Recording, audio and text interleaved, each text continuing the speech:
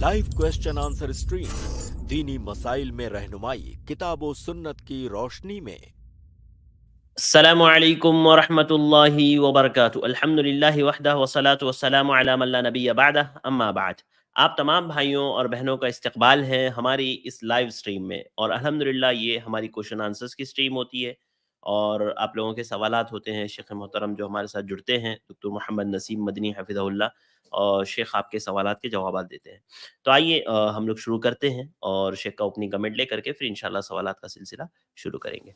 अस्सलाम वालेकुम व रहमतुल्लाहि व बरकातुहू। शेख वालेकुम अस्सलाम व रहमतुल्लाहि व बरकातुहू। शेख ओपनिंग कमेंट ले लें, फिर इंशाल्लाह सवालात का सिलसिला शुरू करते हैं। जी बेहतर। जज़ाकल्लाह। बिस्मिल्लाहिर रहमानिर रहीम। अल्हम्दुलिल्लाहि रब्बिल आलमीन वल आक़िबतु लिल मुत्तक़ीन वला उद्वाना इल्ला अलल ज़ालिमीन वस्सलातु वस्सलामु अला नबिय्यिना मुहम्मद व अला आलिहि व सहबिहि अजमईन, अम्मा बाद। रब्बि इश्रह ली सदरी व यस्सिर ली अमरी वहलुल उक़दतम मिन लिसानी यफ़क़हू क़ौली।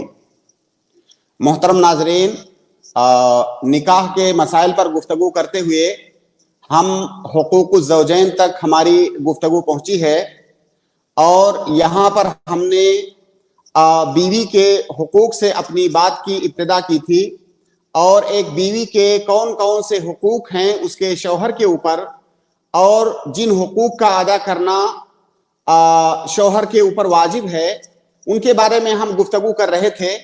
हमने कई एक हुकूक़ का जिक्र किया जो शौहर के ऊपर वाजिब है अपनी बीवी के लिए।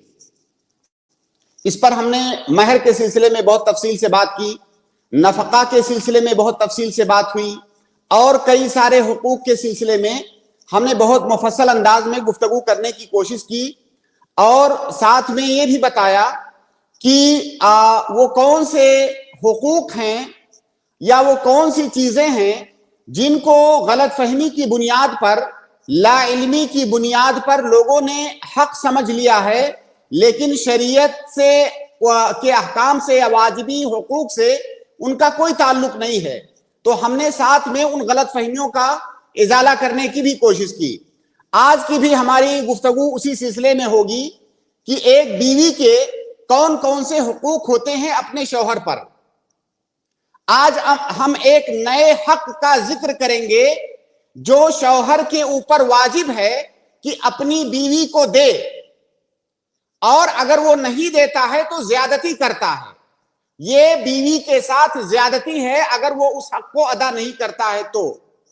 और वो हक ये है कि एक शौहर के ऊपर वाजिब है, जरूरी है कि अपनी बीवी के तई वो गैरतमंद हो।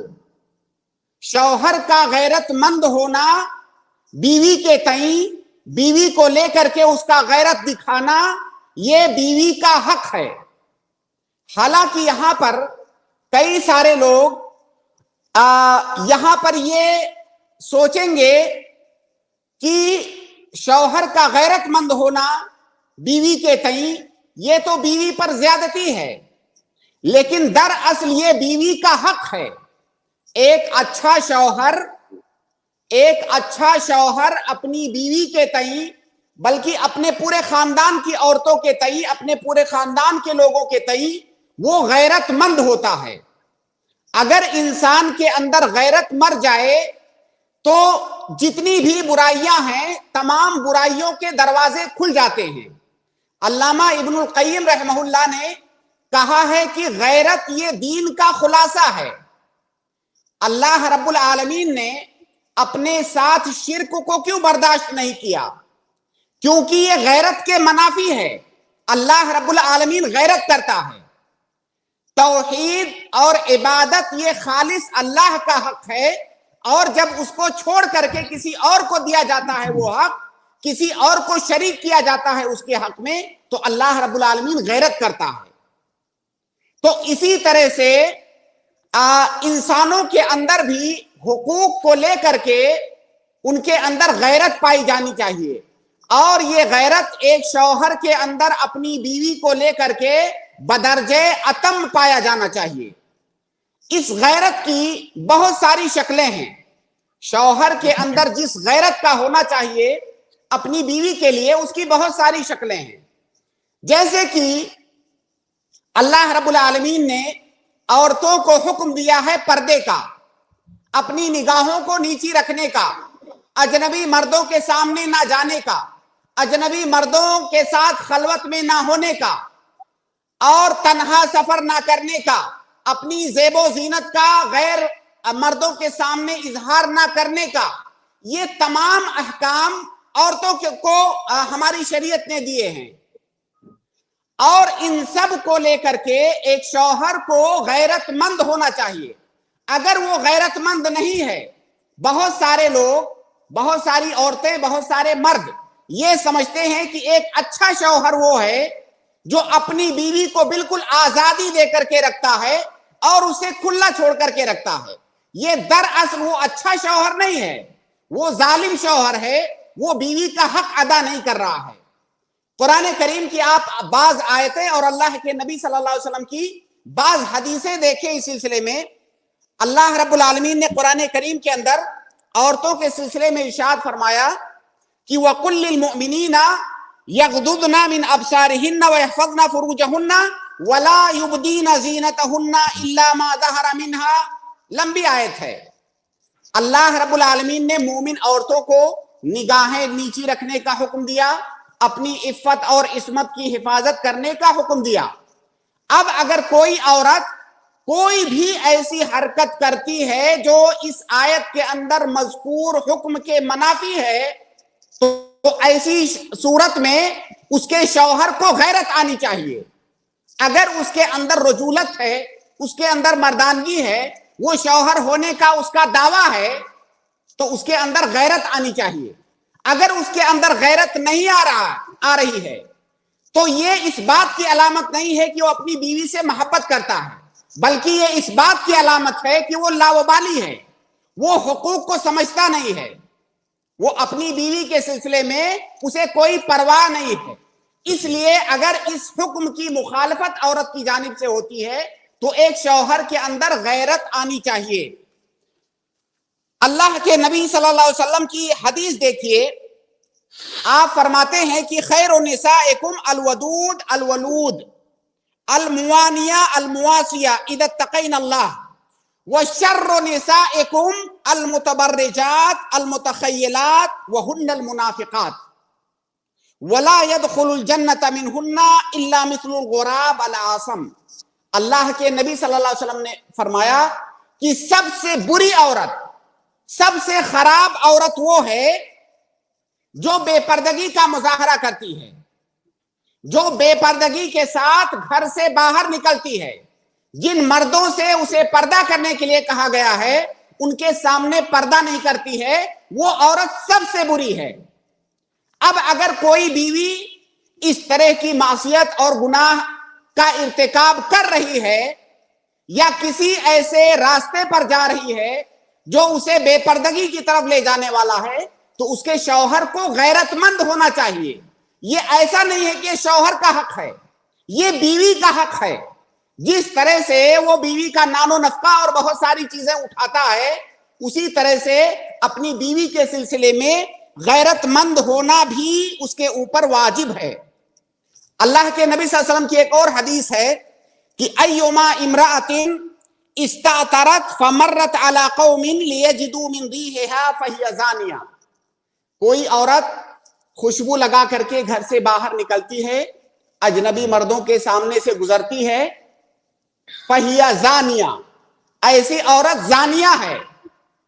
اتنی شدید وعید ہے اس سلسلے میں۔ اب اگر کسی کی بیوی اس طرح کی حرکت کرتی ہے تو اسے اس معصیت سے اپنی بیوی کو بچانا واجب ہے اور اس کے دل کے اندر غیرت کا پیدا ہونا واجب ہے۔ اگر غیرت پیدا نہیں ہو رہی ہے تو شوہر ہونے کا حق وہ ادا نہیں کر رہا ہے۔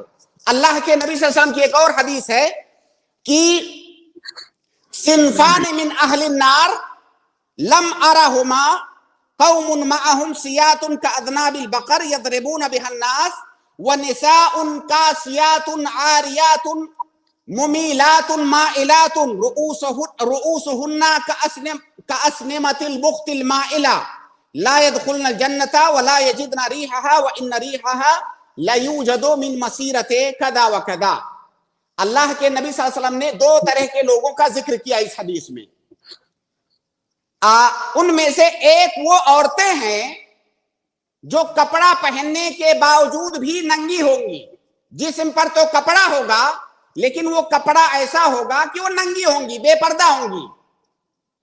और ये कैसे होगा? वो ऐसे होगा कि उनका कपड़ा या तो बहुत तंग है या तो बहुत बारीक साफ शफाफ है, पूरा जो है जिस्म जाहिर हो रहा है, या कपड़ा बहुत छोटा है जिससे जो है पर्दे के तकाजे पूरे नहीं हो रहे हैं। और ये इस जमाने के अंदर आम है।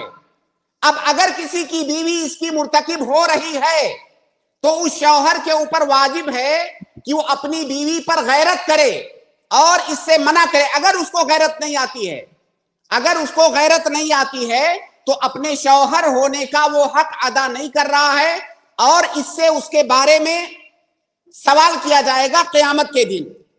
तो खुलासे कलाम ये कि एक शौहर के ऊपर जहां बहुत सारे हुकूक अपनी बीवी के तय वाजिब हैं, वहीं पर यह वाजिब है कि वो अपनी बीवी की हिफाजत जमाने के सर्द और गर्म से करे। किसी तरह की परेशानी और मुश्किलात में अगर उसकी बीवी जा रही है, चाहे दुनियावी या दीनी, तो उसकी मदद करे।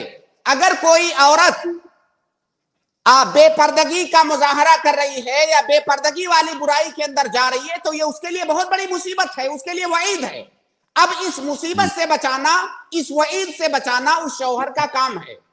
उसके ऊपर गैरत करना उसका काम है, उसके फराइज़ मनसबी में ये चीज शामिल है। अब इसकी रोशनी में हम अपने मुआशरे को देखें।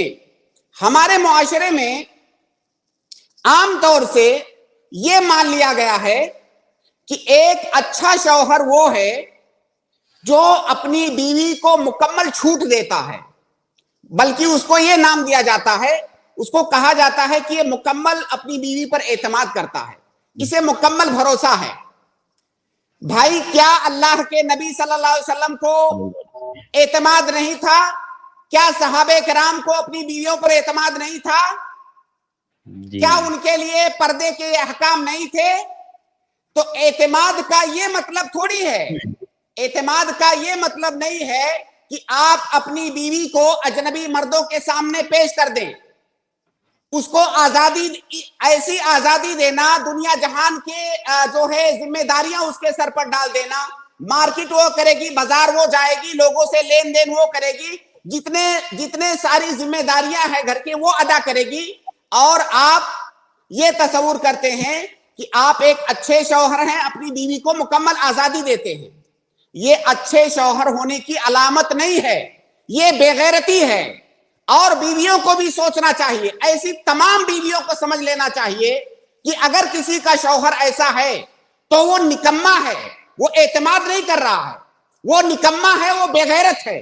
और कौन ऐसी औरत है दुनिया की जो किसी बेगैरत मर्द के साथ रहना पसंद करेगी? भाई क्या किसी औरत से पूछिए कि क्या आप चाहती हैं कि आपका मर्द बेगैरत हो? कौन पसंद करेगी? बिल्कुल। आप ये जान लें कि अगर आप बेपर्दगी करती हैं, अजनबी मर्दों से बात करती हैं, आप बाजारों में घूमती हैं, बिला जरूरत बाहर निकलती हैं, अपने ज़ेबो ज़ीनत का इजहार लोगों के सामने करती हैं, अपने घर और खानदान में जिनसे पर्दा वाजिब है उनसे पर्दा नहीं करती हैं, और ये सब देख करके आपका शौहर अगर खामोश है तो आप ये जान लें कि आप एक बेगैरत मर्द की बीवी हैं। क्या आप ये पसंद करेंगी कि आप एक बेगैरत मर्द की बीवी हो?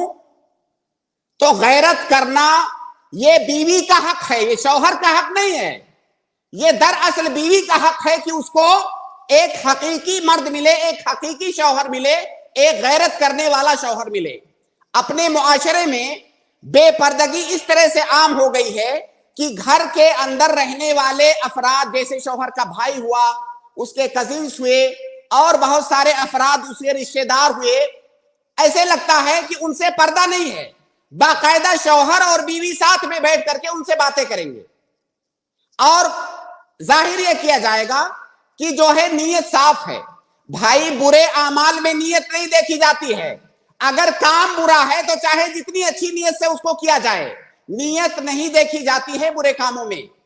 بیوی جو ہے، بیوی کو لے کے مارکیٹ گھوم رہا ہے دھوپ میں، سبزی منڈی جا رہا ہے اور گھر کے ضرورت کے دوسرے سامان خرید رہا ہے، بیوی کے پیچھے پیچھے وہ جھولا لے کر کے گھوم رہا ہے، سارے لین دین بیوی کرے گی، اور وہ بیوی یہ سوچتی ہے کہ یہ میرے اوپر بہت اعتماد کرتا ہے، بہت خیال رکھتا ہے۔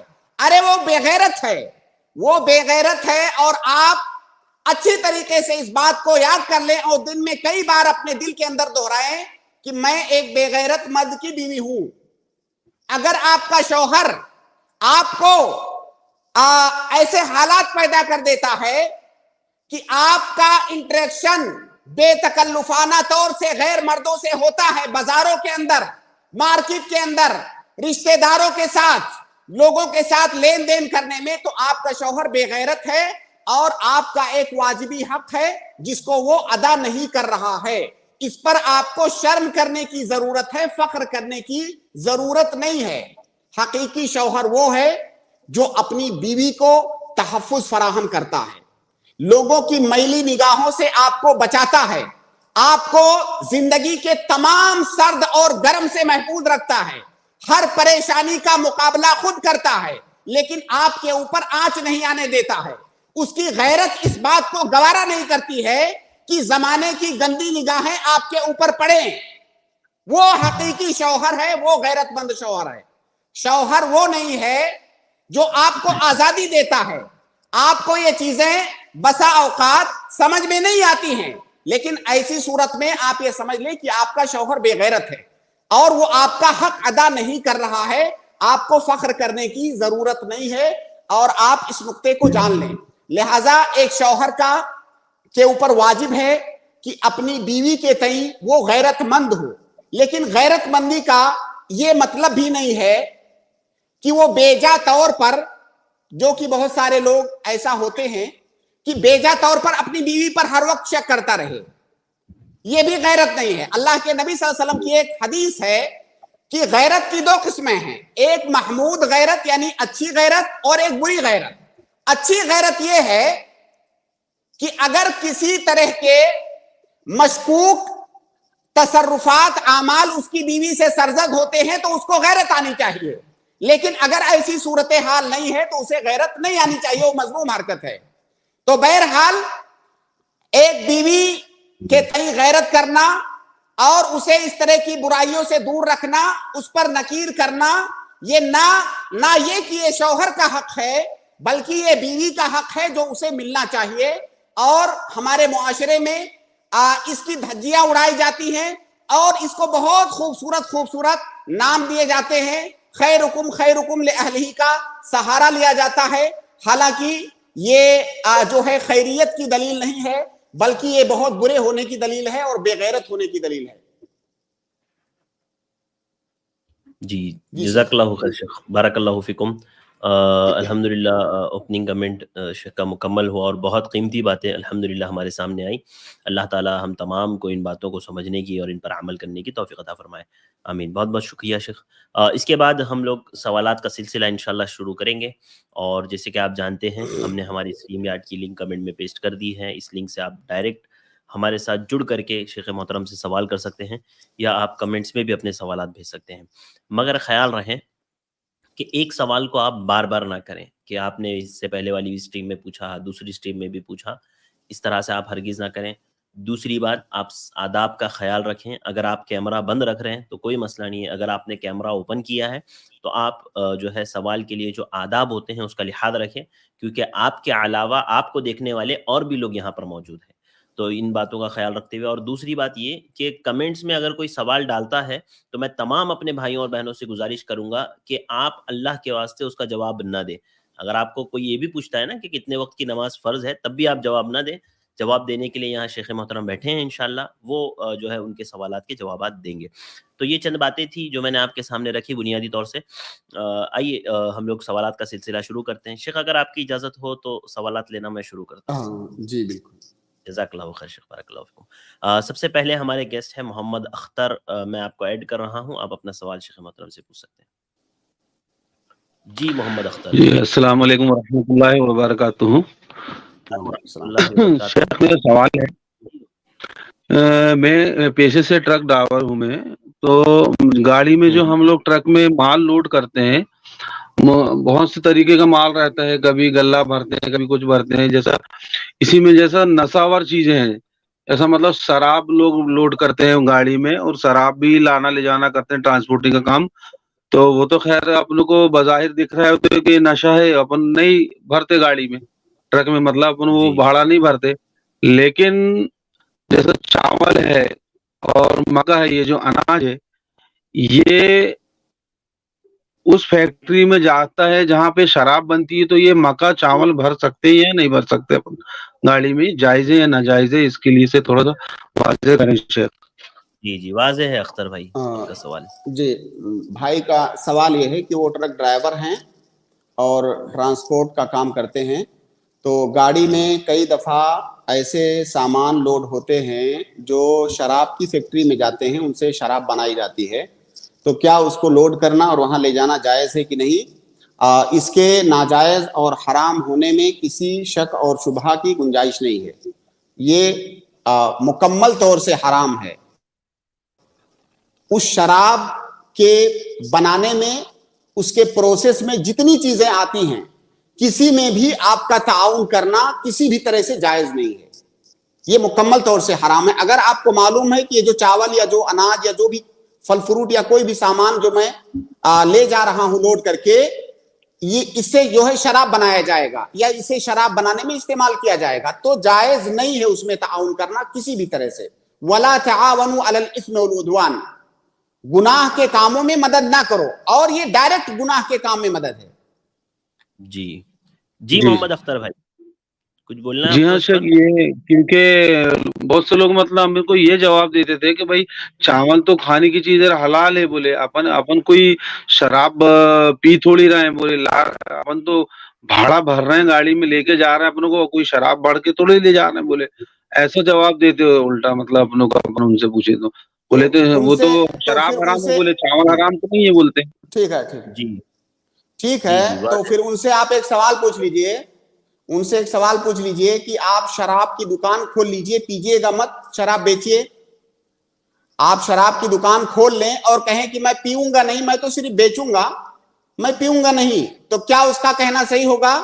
میں زناکاری کا اڈا کھول لوں گا، خود زنا نہیں کروں گا، بس اس کو پرووائڈ کروں گا لوگوں کے لیے، تو کیا یہ جائز ہوگا؟ یہ تو ایسی ہی بات ہوئی. جی جی جی اس میں جی تعاون نہیں، یہ تو حرام ہے. حرام بتایا. ٹھیک ہے اختر بھائی، آپ جی کو ہاں جواب مل گیا نا؟ جی جی ماشاء اللہ، جزاک اللہ خیر. جی جی اللہ جی آپ کو جزائے خیر السلام دے. علیکم. اللہ وعلیکم السلام ورحمۃ اللہ. اللہ تمام ہمارے ناظرین کو اور تمام مسلمانوں کو اللہ تعالی حلال روزی اختیار کرنے کی توفیق دے، حرام سے اللہ رب العالمین محفوظ رکھے. آمین. اگلے گیسٹ ہیں ہمارے محمد امتیاز بھائی، میں آپ کو ایڈ کر رہا ہوں، آپ اپنا سوال پوچھ سکتے ہیں امتیاز بھائی. السلام علیکم. وعلیکم السلام. شیخ میرا سوال تھا زنا سے متعلق تھا کہ جیسے زنا جو ہاتھوں کا زنا، حدیث آنکھوں کا زنا، زبان کا زنا جو ہوتا ہے، تو اس میں زنا اور جو لڑکا لڑکی ایک ساتھ اکیلے میں ملتے اس میں جو زنا کرتے ہیں، تو ان سب زنا میں جو گناہ جو ہوتا ہے وہ برابر ہوتا ہے، یا وہ امشتری والا زنا کا گناہ زیادہ ہوتا ہے، اور جو آنکھوں کا زنا، ہاتھوں کا زنا، منہ کا زنا، وہ اس میں ڈفرینس کیا، یہ جاننا تھا سے. السلام امتیاز بھائی، علیکم. یا تو آپ کیمرہ بند کر لیں یا تو رک جائیں کہیں پر، تاکہ جو ہے ہم لوگوں کو تھوڑا سا کیمرہ چلتا رہتا ہے اور لوگ چلتے رہتے تو ذہن تھوڑا سا ادھر ہی چلا جاتا ہے. جی بہت بہت شکریہ امتیاز بھائی. جی شیخ بھائی کا سوال ہے، انہوں نے ایک حدیث کی طرف اشارہ کیا ہے. اللہ کے نبی صلی اللہ علیہ وسلم کی ایک حدیث ہے کہ آنکھ بھی زنا کرتی ہے، ہاتھ بھی زنا کرتا ہے، پاؤں بھی زنا کرتے ہیں. آنکھ کا زنا یہ ہے کہ اس سے حرام چیز کی طرف دیکھیں، کسی ایسی عورت کو آپ دیکھیں قصدن جس کو دیکھنا حرام ہے، تو یہ آنکھ کا زنا ہے. آپ چھوئیں ہاتھ سے، ہاتھ کا زنا ہے. پاؤں سے چل کے وہاں تک جائیں، یہ پاؤں کا زنا ہے. اور ایک زنا ہوتا ہے حقیقی زنا، جب صرف زنا کہا جاتا ہے تو حقیقی زنا مراد ہوتا ہے جس کا ذکر انہوں نے آخر میں کیا. اور فرق ہے دونوں کے درمیان، فرق ہے اس کے ظاہر ہے، اس کے گناہ میں بھی فرق ہے. اس کی دلیل یہ ہے کہ آنکھ سے دیکھ کر کے جو زنا ہوتا ہے، آنکھ کا زنا، اس پر حد نہیں ہے کوئی، جبکہ جو حقیقی زنا ہے اس پر حد ہے. تو وہ بڑا گناہ ہے. اس سے یہ بھی زنا ہے. کیوں اس کو زنا دراصل اس لیے کہا گیا ہے کیونکہ یہ وسیلہ ہے. وسیلے کو غایت کا نام دے دیا گیا ہے. آپ آنکھ سے دیکھنا یہ پہلا قدم ہے، اس کے بعد آدمی آگے بڑھتا ہے. تو یہ وسیلہ ہے، راستہ ہے اس کی طرف لے جانے والا، اس لیے اس کو اسی کا نام دے دیا گیا ہے. کیونکہ وسیلہ بھی بہت اہم ہوتا ہے کسی مقصد کو انجام دینے میں. تو اسی لیے ایک قاعدہ ہے، الوسائل لہا حکم الغایات. تو یہ اسی قبیل سے ہے کہ یہ وسیلے کا حکم جو ہے وہ غایت کا حکم ہوتا ہے. تو یہ آنکھ سے دیکھنا، ہاتھ سے چھونا، یہ زنا کا وسیلہ ہے، لیکن جو زنا کی انتہا ہوتی ہے یہ اس سے اخف ہے، اس سے کمتر ہے. جی شیخ، واضح ہے. بھائی یہاں سے ریموو ہو گئے ہیں، امید ہے ان کو جواب مل گیا ہوگا. اس کے بعد اگلی گیسٹ ہے ہماری سسٹر ناہدہ نسرین. میں آپ کو ایڈ کر رہا ہوں، آپ اپنا سوال شیخ محترم سے پوچھ سکتی ہیں. جی سسٹر ناہدہ. السلام علیکم. جی وعلیکم السلام ورحمۃ اللہ وبرکاتہ. جی شیخ، میں پوچھ رہی تھی کہ کتے کو مارنا کیسا ہے؟ جیسے کہ ہمارے گھر طرف مرغیاں رکھتے ہیں تو کتے کھا جاتے ہیں، تو کتے کو جان سے مار دینا اس میں کیا حکم ہے؟ جی سوال شیخ. کا ابتدائی حصہ سمجھ میں نہیں آیا شیخ ارشد.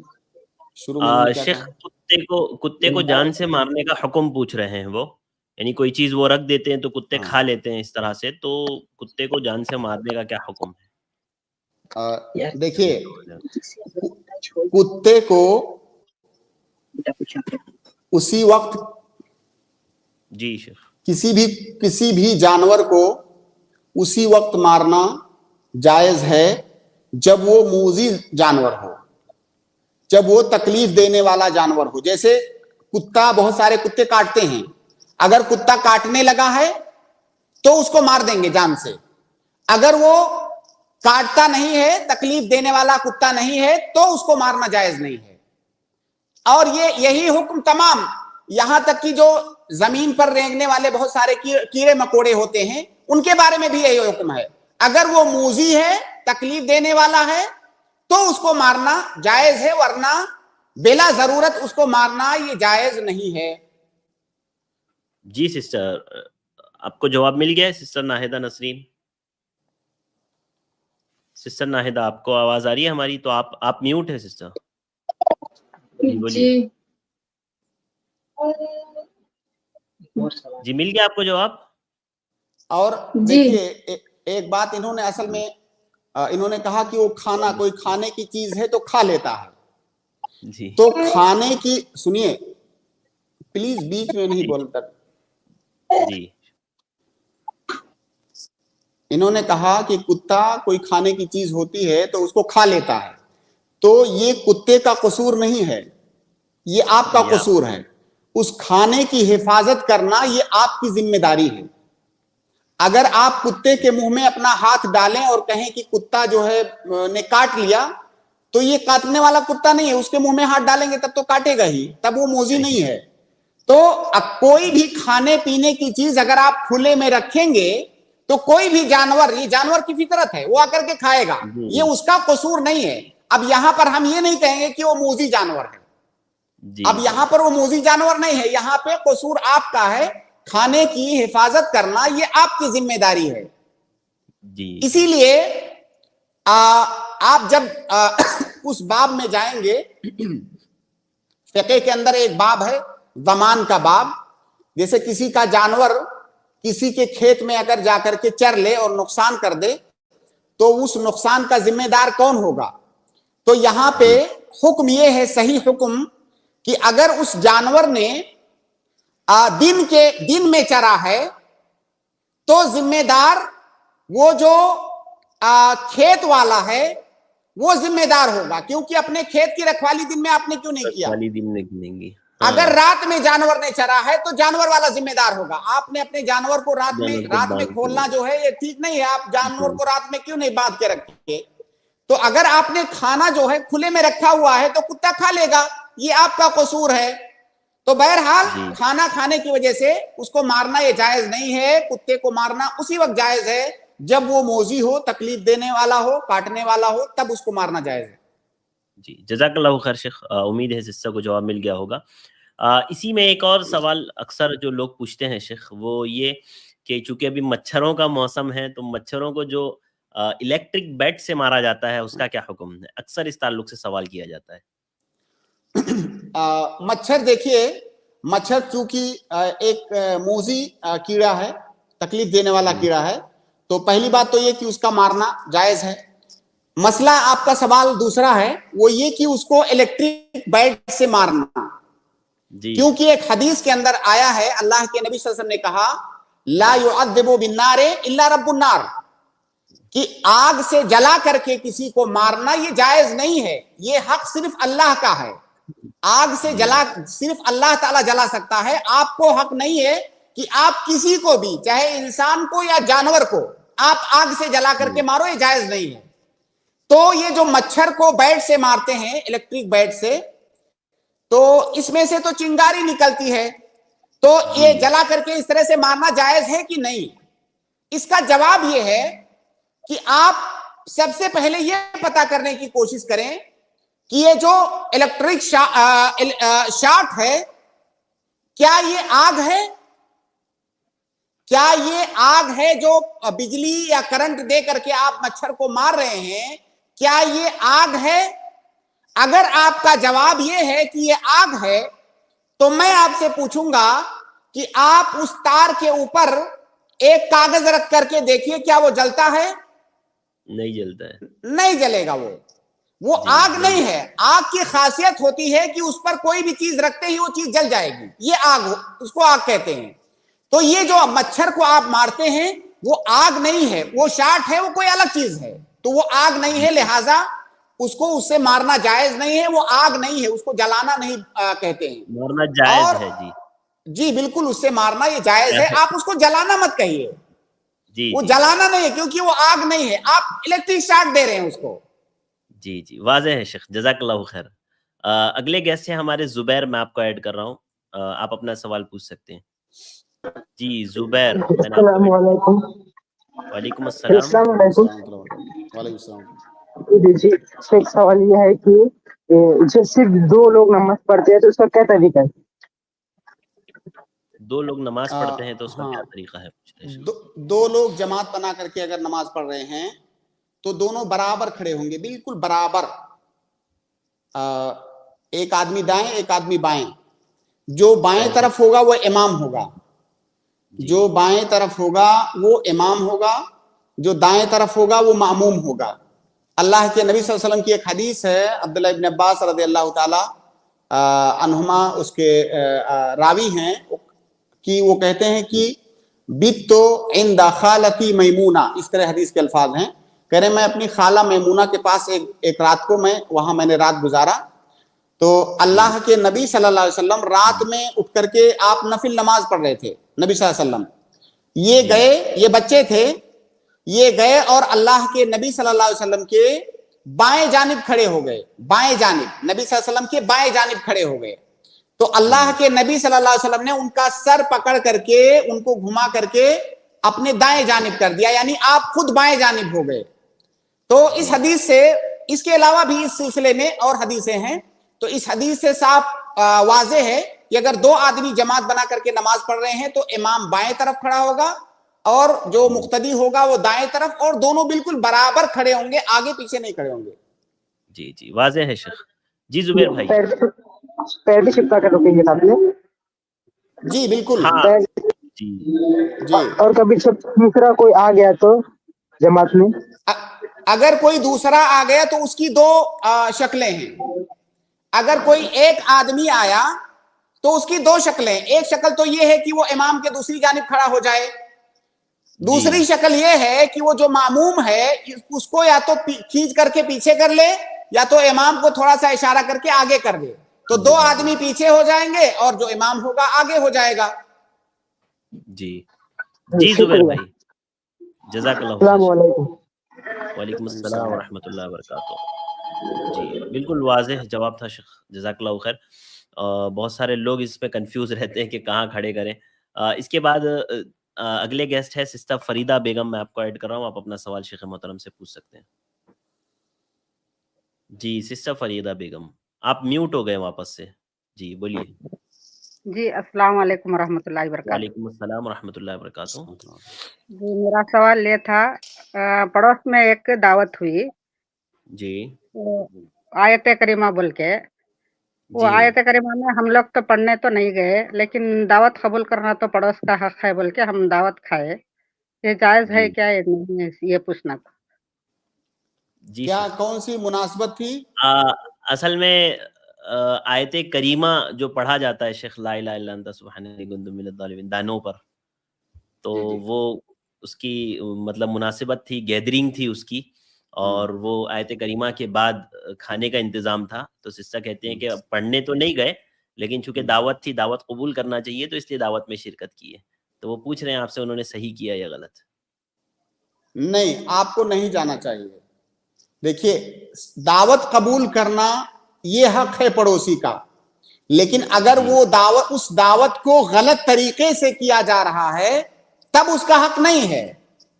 जी आप बता सकती थी कि दावत, आपकी दावत कबूल करना मेरे लिए ये आपका हक है, मैं जरूर कबूल करूंगी, लेकिन जब उसको सही तरीके से किया जाएगा। ये बिदात है जो काम आप लोग कर रहे हैं, और इस बिदात को आप सेलिब्रेट कर रहे हैं, इसको बाकायदा मना रहे हैं मुनासबत की तरह से, और इस मुनासबत से आप हमको दावत दे रही हैं, तो हम माजरत खां हैं।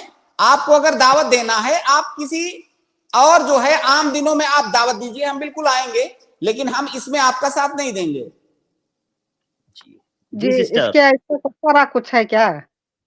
जी अभी खा कोई लिए हैं कफारा तो कफारा नहीं, है कुछ कैसे? नहीं। देखिए, आपको नहीं पता था, आप चली गई, आइंदा इसका ख्याल रखें, कोई कफारा नहीं है, अल्लाह रब्बुल आलमीन बख्शने वाला है। इंशाअल्लाह, जज़ाकल्लाहु खैरन कसीरा। आमीन आमीन, बारकल्लाहु फीकुम। बहुत बहुत शुक्रिया हमारे साथ जुड़ने के लिए। इसके बाद मैं अगले गेस्ट को ऐड कर रहा हूँ।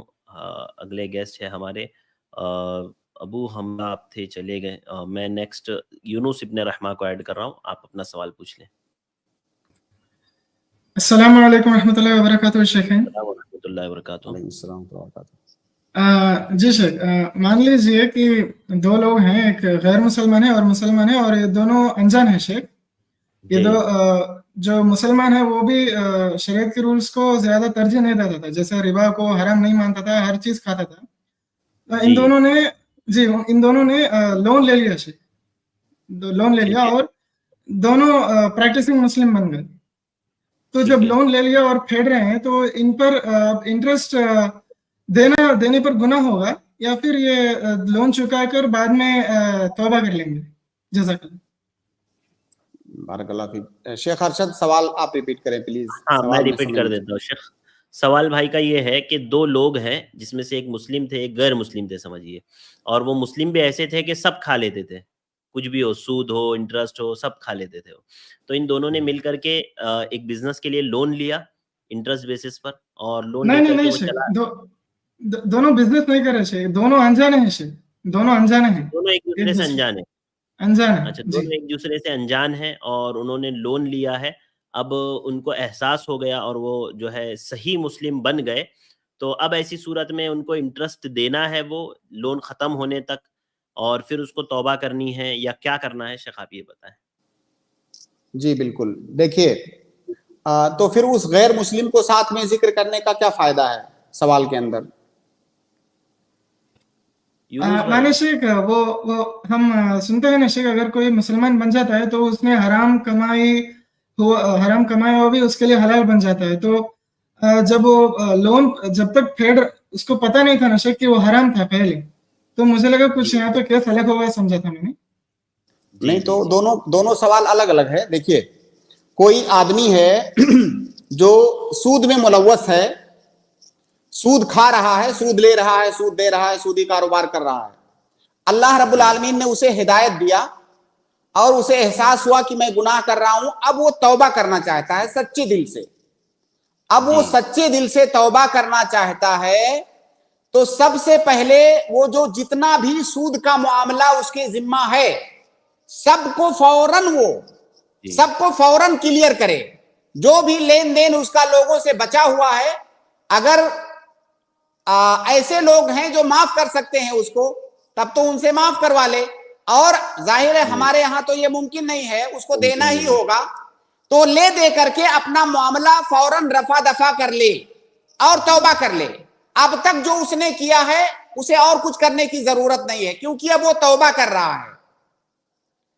جو ماضی میں ہو چکا اس کو بھول جائے, آگے جو ہے وہ آئندہ ایسا کام نہ کرنے کا ارادہ کرے اور پھر وہ اپنی زندگی آگے شریعت کے حکم کے مطابق جیے. یہ اس مسلمان کے لیے ہے جو سود کھاتا تھا, اسے احساس ہوا, اب وہ توبہ کر رہا ہے. تو جب یہ حکم اس مسلمان کے لیے ہے تو کوئی کافر اگر اسلام قبول کر رہا ہے تو اسلام قبول کرنے سے پہلے جو سودی معاملات تھے اس کے, ظاہر اسلام قبول کرنے کے بعد اس سے فوراً نکلے گا. اور فوراً نکلنے کے بعد جو سودی کاروبار اس کا تھا جس سے وہ کمایا تھا پیسہ, ایسا نہیں کہ وہ پیسہ اس کے لیے حرام ہوگا, وہ جو کمایا تھا اس کا ہے. اب آج کے بعد وہ نہیں کرے گا, لیکن اب تک جو اس نے کمایا ہے وہ اس کا ہے. جی شیخ, جی اسی پر ہے شیخ, اگر وہ جو مسلمان ہے وہ پہلے دوسروں کو قرض دے کے سود کھایا کرتا تھا, جو اس نے سود بھی کمایا ہے اس کو دوسروں کو دے دینا, غریب کو دے دینا افضل ہوگا یا پھر وہ یوز کر سکتے ہیں؟ جیسا کہ یوز کر, دیکھیے دراصل یہ اس مسئلے میں اختلاف ہے, لیکن صحیح بات یہ ہے, شیخ الاسلام ابن تیمیہ نے بہت تفصیل سے اس مسئلے کو ذکر کیا ہے کہ کوئی مسلمان گنہگار عاصی, کوئی گنہگار مسلمان وہ سود کھا رہا ہے, لیکن جب اس کو گناہ کا احساس ہوگا اور وہ توبہ کر رہا ہے تو وہ جو مال جو وہ لے چکا ہے سود میں اس کا کیا کرے گا؟ کچھ لوگوں نے تو کہا ہے کہ اس کو کہیں پر خرچ کر دے گا, لیکن صحیح بات یہ ہے کہ اگر وہ توبہ کر رہا ہے, سچے دل سے وہ توبہ کر رہا ہے, اب آئندہ نہیں کرے گا, تو وہ جو مال ملا ہے اس کو, وہ مال اس کا ہے, اس کو کہیں دینے کی ضرورت نہیں. کیوں؟ اس لیے کہ جس طرح سے کفر کے بارے میں ہے کہ الاسلام یجب ما قبلہ, اسی طرح سے توبہ کے بارے میں بھی ہے کہ التوبۃ تجب ما قبلہا. جب توبہ آپ نے کیا تو پہلے کے سارے گناہ اللہ رب العالمین معاف کر دے گا اور اسے آپ کو لوٹانے کی ضرورت نہیں ہے. اس کی ایک حکمت شیخ الاسلام ابن تیمیہ نے یہ ذکر کی ہے کہ اگر جو لوگ سود خور ہیں ان میں سے اگر کوئی توبہ کرنا چاہتا ہے, ہمارے پاس آئے اور ہم اس سے کہہ دیں کہ یہ جو بہت کئی ملین آپ نے سود میں کمایا ہوا ہے, پہلے اس کو دینا ہوگا تب آپ توبہ کر سکتے ہیں, تو آپ بتائیے وہ توبہ کرے گا؟ کئی لوگ تو ہو سکتا ہے کر لیں, لیکن کئی سارے لوگ, مال ایسی چیز ہے کہ آپ اس کو توبہ سے روک دیں گے. تو اس کو توبہ کرنے دیجئے, وہ مال اس کا ہے. اسی طرح اور بھی اس کی دلیلیں ہیں, جیسے جی آپ کا نیٹ ورک پرابلم ہو گیا تھا تھوڑا سا, ابھی آ رہی ہے. تو بہرحال اب میں اس میں تفصیل نہیں کروں گا, اسی پر بس کروں گا.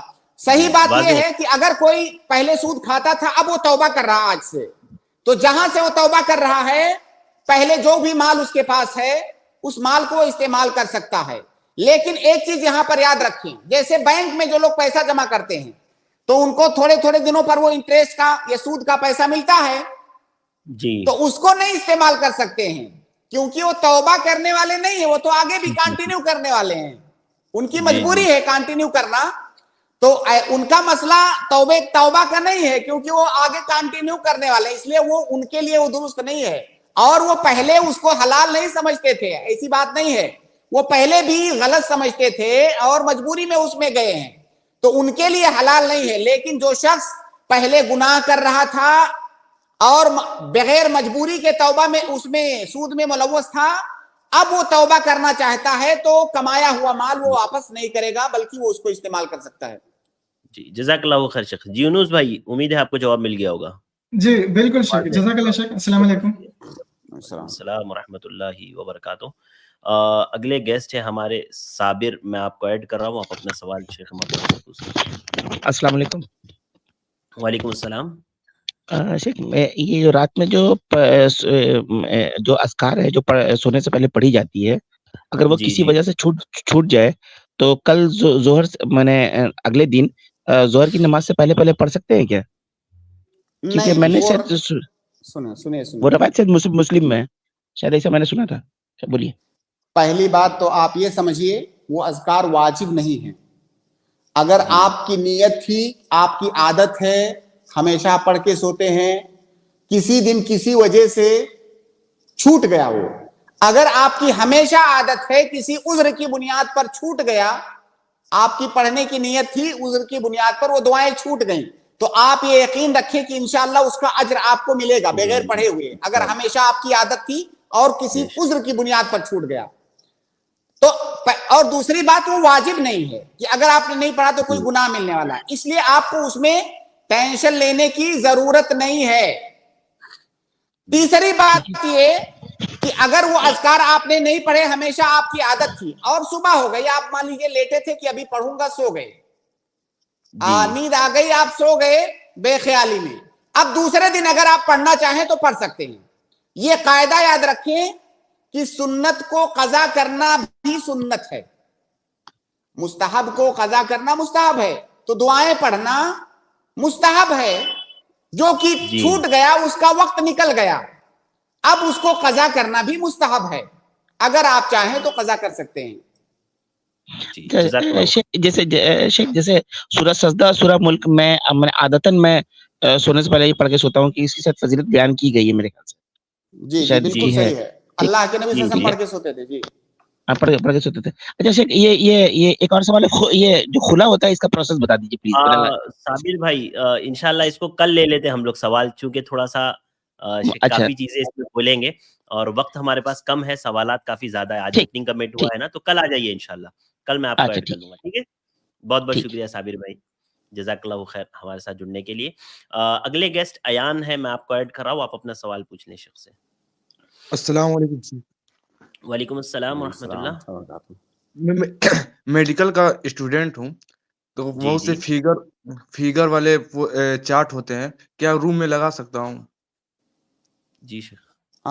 وہ تصویر نہیں ہے, وہ تصویر نہیں ہے جو آپ بتا رہے ہیں, جہاں تک مجھے علم ہے انسان کی. دیکھیے وہ ضرورت کے لیے آپ لگا رہے ہیں, اگر آپ کو اس کی ضرورت ہے, ظاہر ہے آپ میڈیکل کی پڑھائی کر رہے ہیں, آپ کو اگر اس کی ضرورت ہے تو آپ اسے لگا سکتے ہیں. آپ اگر زیادہ احتیاط کرنا چاہتے ہیں تو اس کا طریقہ یہ ہے کہ اس کی جو شکل ہے, آپ شکل کو کسی چیز سے مٹا دیجئے, جیسا کہ حدیث کے اندر بھی ہے کہ اگر کوئی جاندار کی تصویر ہے, اس کے چہرے کو مٹا دیا جائے, کھرچ دیا جائے, تو پھر وہ تصویر کے حکم میں نہیں رہ جاتا ہے. تو اگر آپ زیادہ احتیاط کرنا چاہتے ہیں تو اس کی شکل پر آپ کچھ لگا دیجئے, ورنہ ویسے بھی آپ کو اس کی ضرورت ہے اور بہت بڑی ضرورت ہے, تو انشاءاللہ اس کے استعمال میں حرج نہیں ہے آپ کے لیے. نماز پڑھنے میں کوئی دقت نہیں ہوگا؟ نہیں, کوئی دقت نہیں. آپ اس کو ایسے سامنے مت لگائیے کہ جب آپ نماز پڑھیں تو بالکل آپ کے سامنے ہو اور آپ کو ڈسٹرب کرے. آپ اور اس کا دیکھیے, اس کا ایک طریقہ یہ بھی ہے, آپ تصویر لگا کے رکھیں, جب آپ نے اس کے اوپر کوئی ایسا کور وغیرہ ڈال رکھا ہے, جب آپ کو ضرورت ہوئی آپ نے کور ہٹا دیا, اس کو دیکھا, اس میں پڑھائی کیا, اور پھر جب وہ جو ہے پڑھائی آپ کی ختم ہو گئی, پھر آپ نے پردہ گرا دیا اس کا. تو طریقے اس کے بہت سارے ہیں. خلاصہ یہ ہے کہ ایک ڈاکٹر کو اس کی اشد ضرورت ہے, قاعدہ ہے کہ الضرورات تبیح المحظورات, آپ کو اتنی سخت ضرورت ہے اس کی, تو ایسی صورت میں لا حرام مع الضرورہ, ضرورت کے وقت کوئی چیز حرام نہیں ہوتی ہماری شریعت میں, تو آپ کو اس کی ضرورت ہے, سخت ضرورت ہے, اس لیے آپ کے لیے اس کا لٹکانا جائز ہے. بس اس کے یہ طریقے آپ اختیار کر سکتے ہیں, اس کے چہرے پر آپ کچھ لگا دیجئے, لیکن مان لیجئے ہو سکتا ہے چہرے میں بھی بہت سارے اعضاء ہوتے ہیں جس پہ آپ لگا دیں گے تو جو ہے دقت ہوگی آپ کو, تو آپ ایسا کریں, آپ وہاں پہ ایک پردہ رکھیں, پر جب ضرورت ختم ہو جایا کرے تو پردہ گرا دیا کریں, چھپ جائے. جی ایان بھائی، امید ہے آپ کو ٹھیک جواب مل گیا ہوگا. ٹھیک ہے، جی السلام بہت بہت شکریہ ایان بھائی. وعلیکم السلام ورحمۃ اللہ.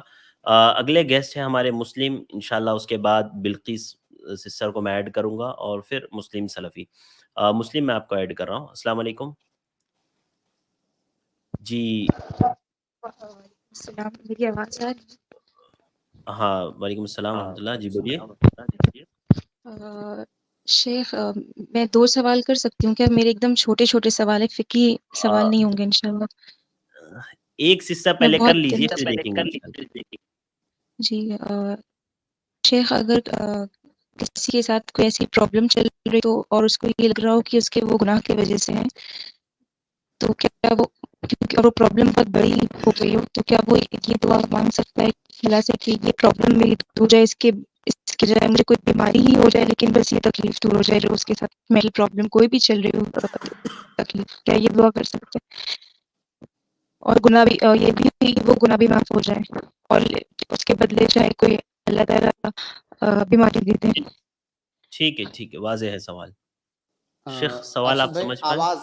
آواز جی بہت زیادہ شیخ میں ریپیٹ کر دیتا ہوں. سسٹر کا سوال یہ ہے کہ ان کو کوئی ایک بڑی پریشانی لگی ہے، اور کسی کو اگر کوئی بڑی پریشانی لگ جائے اس کے گناہ کے سبب، تو کیا وہ اللہ تعالیٰ سے یہ دعا مانگ سکتا ہے کہ اللہ تعالیٰ میرے اس گناہ کو معاف فرما اور میری اس بڑی پریشانی کو ٹال دے، اس نسبت سے کہ تو مجھے کوئی بیماری دے دے چل جائے گا لیکن یہ بڑی مصیبت مجھ سے ٹال دے؟ اس طرح کیا دعا کر سکتے ہیں ان کے خیال میں؟ اور یہ مطلب ایسے خود ہی لگ رہا ہو کہ شاید یہ جو میرے گناہ اس وجہ سے اللہ مجھے اتنا آزما رہا ہے، تو یہ ایسے نہیں ہے کہ مطلب یہ خود ہی لگ رہا ہے انسان کو. اگر ٹھیک ہے، واضح ہے. یعنی ان کو محسوس ہو رہا ہے یہ کہ ان کے گناہوں کے سبب یہ بڑی مصیبت ان پر آئی ہے. جی شیخ. دیکھیے، پہلی بات تو یہ کہ یہ مان لینا کہ یہ پریشانی، فلاں پریشانی جو مجھے ہے فلاں والے گناہ کی وجہ سے ہی ہے، یہ مان لینا یہ صحیح نہیں ہے. ہو بھی سکتا ہے، نہیں بھی ہو سکتا ہے، واللہ عالم، ہمیں علم نہیں ہے اس کا، یہ غیب کی بات ہے، اللہ رب العالمین اس کو بہتر جانتا ہے. البتہ کوئی اگر گناہ انسان سے ہوا ہے تو اسے نادم ہونا چاہیے، شرمندہ ہونا چاہیے، اس پر اللہ تعالیٰ سے معافی مانگنی چاہیے، توبہ کرنا چاہیے. اور اس کے ساتھ ساتھ جو پریشانی اسے لگی ہوئی ہے اس پریشانی کے ازالے کے لیے بھی دعا کرنا چاہیے.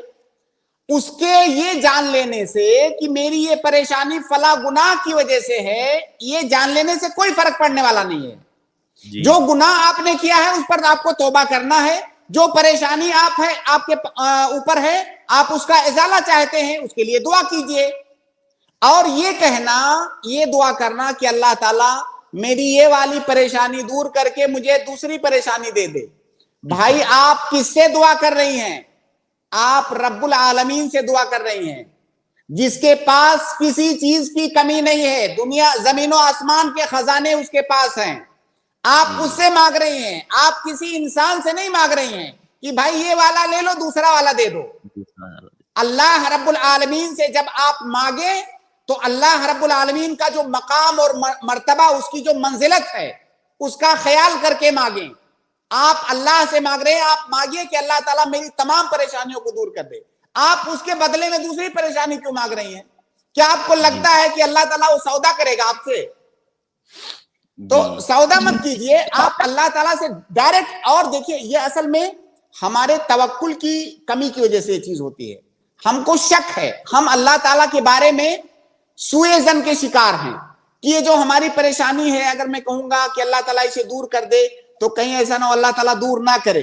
بھائی آپ یقین رکھیے اللہ تعالیٰ تو ہر وقت کہتا ہے کہ مجھ سے مانگو، مجھے پکارو، میں سنوں گا، میں دوں گا. پھر اس میں بخیلی کس بات کی کہ اللہ تعالیٰ یہ پریشانی ٹال دے دوسری والی دے دے؟ ڈائریکٹ اللہ تعالیٰ سے مانگو، اللہ تعالیٰ میری پریشانیاں دور فرما. جی واضح ہے شیخ، واضح ہے شیخ. اور شیخ اگر کوئی یہ دراصل اس کو اعتداء فی دعا کہا جاتا ہے. اعتداء یعنی دعا کی مقبولیت کے لیے جو شرطیں ہیں اس میں ایک شرط ہے کہ اس میں اعتداء نہیں ہونی چاہیے. تو یہ ہاں، حد سے تجاوز، یہ تجاوز ہے اللہ تعالیٰ کے ساتھ سوء ظن ہے یہ کہ اللہ تعالیٰ اگر اس کو میں نہیں کہوں گا تو اللہ تعالیٰ جو ہے مجھے وہ چیز نہیں دے گا. اللہ تعالیٰ اتنا نوازنے والا ہے کہ اس کے بارے میں حسن ظن ہونا چاہیے اور دعا کرتے وقت یہ یقین ہونا چاہیے کہ اللہ تعالیٰ کا وعدہ ہے اللہ تعالیٰ مجھے دے گا انشاءاللہ. تو یہ اعتداء فی دعا ہے جو کہ درست نہیں ہے. جی جی جی سسٹر امید ہے آپ کو جواب سوال ایک تھا کہ اگر کوئی کسی چیز سے لڑ رہا ہو، جیسے سستی سے اور غم میں شکار ہو، اس کو کیسے پتہ چلے گا کہ یہ شیطان کی طرف سے یا پھر اس کی خود کے نفس کی طرف سے؟ اگر کوئی غم کا شکار ہے تو اسے کیسے پتا چلے گا کہ یہ شیطان کی طرف سے ہے یا آگے کیا کہا انہوں نے، یا اس کے نفس کی طرف سے؟ یا اس کے نفس کی طرف سے ہے. جی پہلا سوال تو یہ ہے کہ یہ اگر آپ نے جان لیا تو اس سے کیا فائدہ ہوگا آپ کا؟ آپ سیدھا جو غم اور پریشانی ہے اس کا علاج کی طرف آئیے. جی اور یہ آپ جان لیجئے جو آپ نے نفس کہا نا، نفس، یہ بھی نفس کے اندر شیطان ہی اس طرح کے وسوسے، اس طرح کی پریشانیاں ڈالتا ہے. تو جب آپ نفس کہہ رہی ہیں نا تو وہ بھی آپ شیطان ہی کہہ رہی ہیں. تو یہ جاننے سے آپ کی دلچسپی. جی سسٹر کیا بول رہے ہیں آپ؟ میں نے کہا جی اچھا. سسٹر آپ اپنے آپ کو انمیوٹ مت کیجئے، ہماری آواز آپ کے پاس سے لیک ہو کر کے مطلب ریورس ہم لوگوں کو ہی آ رہی ہے، تو اس پہ ڈسٹرب ہو رہا ہے اور بیچ میں آپ مت بولیے. جی شیخ آپ بات کمپلیٹ کر لیں. اصل میں وہ بات کرنے کا جو فلو ہوتا ہے وہ کوئی چیز ذہن میں آئی ہوتی ہے اور نکل جاتی ہے. جی جی معذرت شیخ. میں عرض یہ کر رہا تھا کہ اللہ کے نبی صلی اللہ علیہ وسلم نے اگر کوئی انسان کسی غم میں، کسی ہم و غم میں مبتلا ہے، اس کا سینہ، اس کا دل تنگ ہو رہا ہے، پریشان حال ہے، اضطراب کا شکار ہے، تو اللہ کے نبی صلی اللہ علیہ وسلم نے اس کو کئی دعائیں بتائی ہیں. اور خود اللہ کے نبی صلی اللہ علیہ وسلم کے بارے میں آیا ہے کہ جب آپ کو کوئی غم، تکلیف، پریشانی لاحق ہوتی تھی تو آپ یہ دعا پڑھتے تھے. کئی دعائیں اس سلسلے میں ہیں. تو انسان کو اگر پریشانی ہو تو بجائے یہ جاننے میں دلچسپی رکھے کہ یہ کس کی طرف سے ہے، یہ جاننے میں دلچسپی رکھنے سے اس کا کوئی فائدہ ہونے والا نہیں ہے. اس کو وہ علاج کرنا چاہیے جو اس نبی صلی اللہ علیہ وسلم نے بتایا ہے. اللہم انی اعوذ بک من الہم والحزن والعجز والکسل والبخل والجبن وضلع الدین وغلبۃ الرجال. یہ انہی دعاؤں میں سے ایک دعا ہے. اللہم انی عبدک ابن عبدک، لمبی دعا ہے. کئی بہت ساری دعائیں ہیں. تو جو دعائیں اللہ کے نبی صلی اللہ علیہ وسلم نے غم اور پریشانی کے لیے بتائی ہیں وہ دعائیں پڑھنی چاہیے. اس کے علاوہ کثرت کے ساتھ اللہ رب العالمین کا ذکر کرنا چاہیے. الا بذکر اللہ تطمئن القلوب. تطمئن القلوب کا کیا معنی ہے بھائی؟ جب دل مطمئن ہو جائے گا اس کا مطلب پریشانی اور جو تکلیف ہے وہ ختم ہو گئی.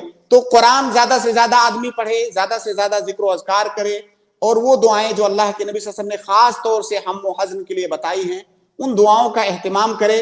اور یہ چیزیں اس کی طرف سے ہے یا اس کی طرف سے ہے، یہ بھی دراصل شیطان کی طرف سے ہے.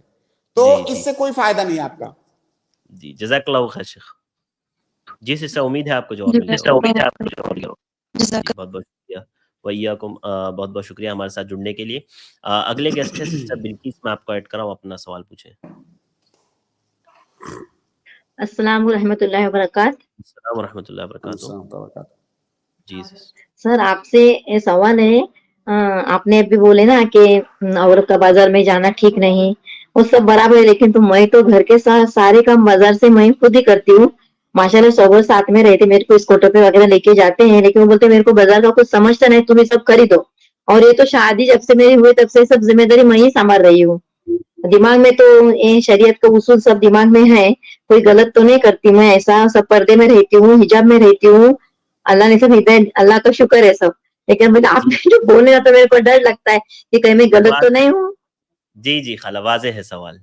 جی شیخ دیکھیے، میں نے یہ مطلق طور سے نہیں کہا کہ عورت بازار نہیں جا سکتی، یہ مطلق طور سے میں نے نہیں کہا.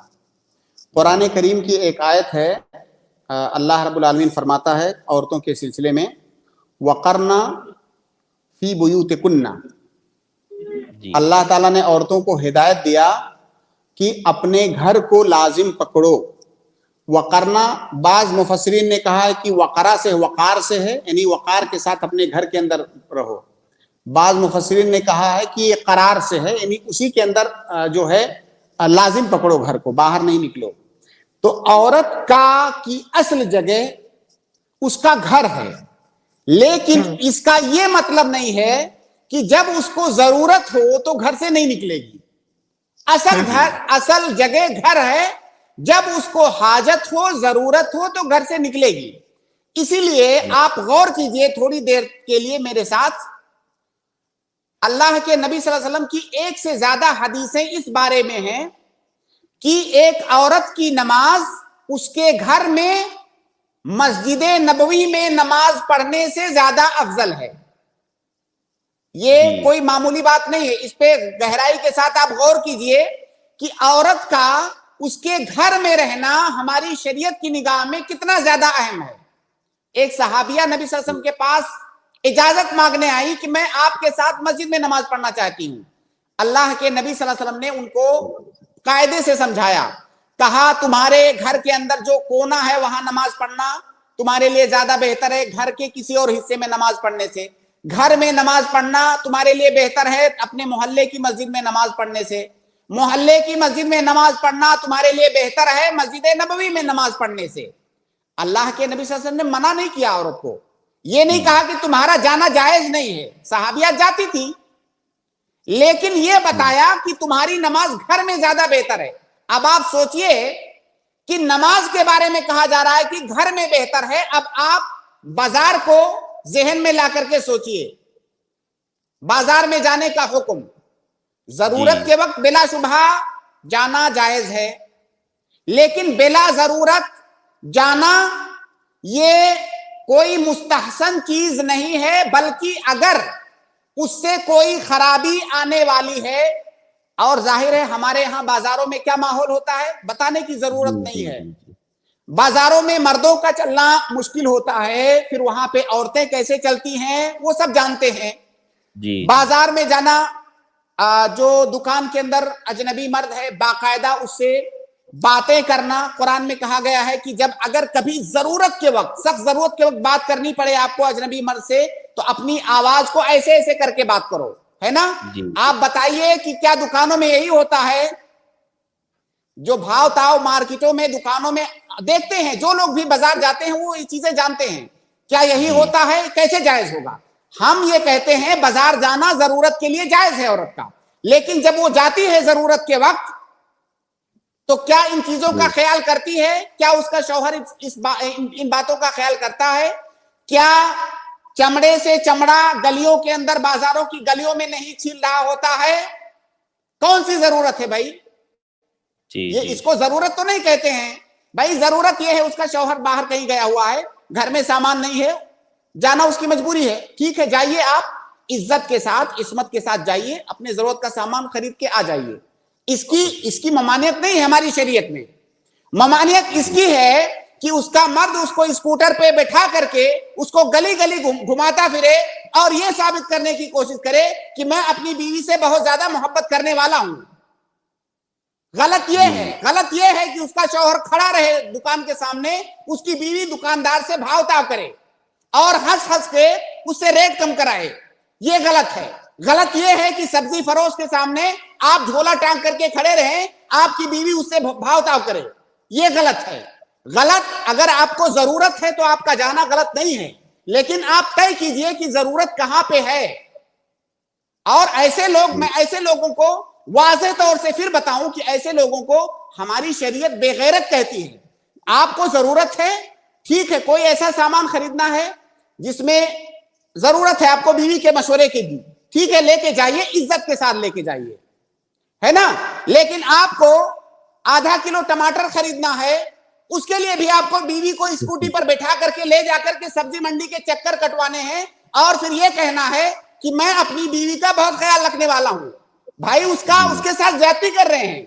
जो उसकी असल जगह है, उस असल जगह से निकाल करके आप उसे बाजारों में भीड़ के हवाले कर रहे हैं, और इस तरह से धीरे धीरे आपकी गैरत भी मर जाएगी, एक औरत के अंदर जो फितरी हया और शर्म है वो भी मर जाएगी। फिर कल को चीज आपको बुरी नहीं लगेगी। फिर मेरे जैसा कोई आदमी जब सामने आकर के बोलेगा कि ये खिलाफे गैरत है तो आपको हैरानगी होगी कि ये क्या बोल रहा है।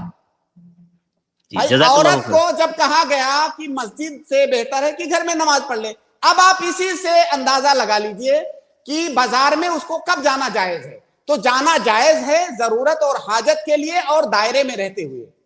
جی جزاک اللہ خیر شیخ. جی سسٹر، امید ہے آپ کو جواب مل گیا ہوگا. سسٹر بلقیس آپ میوٹ ہے، اب میں آپ کو ان میوٹ کر دیتا ہوں. جی ہاں شکریہ، مل گیا جواب مل گیا. جی شکریہ. جزاک اللہ، بہت شکریہ. ویاکم ہمارے ساتھ جڑنے کے لیے آپ تمام ہی لوگوں کا بہت بہت شکریہ. اللہ آپ کو جزائے خیر دے.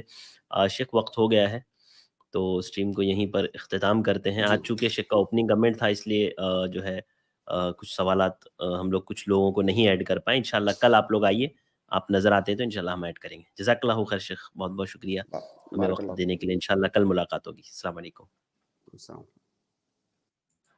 تمام بھائیوں اور بہنوں سے میری ایک گزارش کہ جن لوگوں کے سوالات نہیں ہو پائے ہیں، چاہے جاوید مکاندار ہو، چاہے یعقوب قادری ہو، محمد بھائی ہو، احسان بھائی ہو، توحید احمد ہو، ام حمزہ ہو، سسٹر روبینہ ہو، آپ تمام سے گزارش ہے کہ آپ کل آئیے. 8 بجے سے ہماری یہ اسٹریم شروع ہوتی ہے، 9 بجے تک ہم آپ کے روبرو ہوتے ہیں، حاضر ہوتے ہیں. اور کبھی کبھار ہم زیادہ بھی وقت دے دیتے ہیں، جیسے ہم نے 5-7 منٹ آج بھی زیادہ دیا ہے. تو ہماری کوشش یہ ہوتی ہے نا کہ آپ لوگوں کے جوابات مل جائے آپ لوگوں کو.